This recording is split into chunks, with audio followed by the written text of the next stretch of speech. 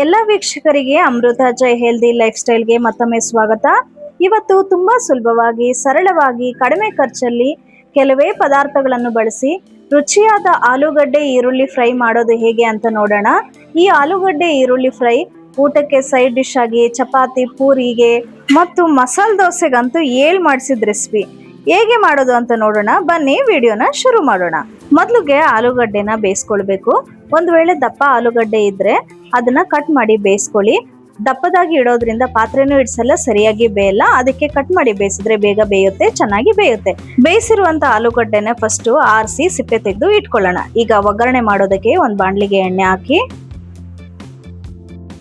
ಕಡಲೆಬೇಳೆ, ಉದ್ದಿನ ಬೇಳೆ ಹಾಕಿ ಕೆಂಪಗಾಗೋ ತನಕ ಹುರ್ಕೊಳ್ಳಿ.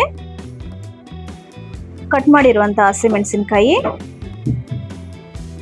ಕರಿಬೇವಿನ ಸೊಪ್ಪು, ಕಟ್ ಮಾಡಿರುವಂತ ಈರುಳ್ಳಿ, ಜಜ್ಜಿರುವಂತ ಬೆಳ್ಳುಳ್ಳಿನೂ ಕೂಡ ಸೇರಿಸ್ಕೊಳ್ಳೋಣ. ಈ ಸ್ಟೇಜ್ ಅಲ್ಲಿ ಉಪ್ಪು ಹಾಕೋದ್ರಿಂದ ಈರುಳ್ಳಿ ಬೇಗ ಫ್ರೈ ಆಗುತ್ತೆ, ರುಚಿ ಬರುತ್ತೆ.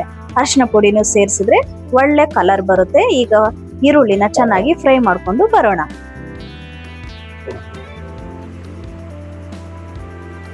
ಈ ರೀತಿಯಾಗಿ ಫ್ರೈ ಆದ್ರೆ ಸಾಕಾಗುತ್ತೆ.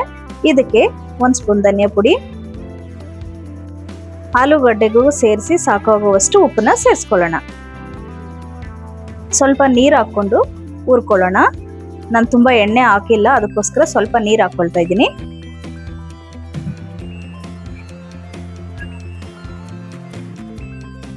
ಸಿಪ್ಪೆ ತೆಗೆದಿರುವಂತ ಆಲೂಗಡ್ಡೆನ ಸ್ಮ್ಯಾಶ್ ಮಾಡಿ ಈ ರೀತಿಯಾಗಿ ಸೇರಿಸ್ಕೊಳ್ಳೋಣ. ಆಲೂಗಡ್ಡೆನ ಸೇರಿಸ್ಕೊಂಡ ನಂತರ ಒಳ್ಳೆ ಮಿಕ್ಸ್ ಕೊಡಬೇಕು. ಈ ರೀತಿ ಕಾಣುತ್ತೆ. ಈಗ ಇದಕ್ಕೆ ಸ್ವಲ್ಪ ಗರಂ ಮಸಾಲ ಹಾಕಿ 1 ಇಡಿ ಆಗೋಷ್ಟು ಕೊತ್ತಂಬರಿ ಸೊಪ್ಪು ಸೇರಿಸಿ ಇನ್ನೊಂದು ಮಿಕ್ಸ್ ಕೊಟ್ರೆ ರುಚಿಯಾಗಿರುವಂತ ಆಲೂಗಡ್ಡೆ ಈರುಳ್ಳಿ ಫ್ರೈ ರೆಡಿ ಆಗುತ್ತೆ. ಇನ್ನಷ್ಟು ಹೊಸ ರೆಸಿಪೀಸ್ಗೋಸ್ಕರ ನಮ್ಮ ಚಾನೆಲ್ನ ಸಬ್ಸ್ಕ್ರೈಬ್ ಮಾಡಿ, ಶೇರ್ ಮಾಡಿ. ಆಲೂಗಡ್ಡೆ ಈರುಳ್ಳಿ ಫ್ರೈ ನಿಮಗೂ ಇಷ್ಟ ಆಯಿತು ಅಂದರೆ ನೀವು ಮಾಡಿ ಹೇಗೆ ಬಂತು ಅಂತ ಕಮೆಂಟಲ್ಲಿ ತಿಳಿಸಿ.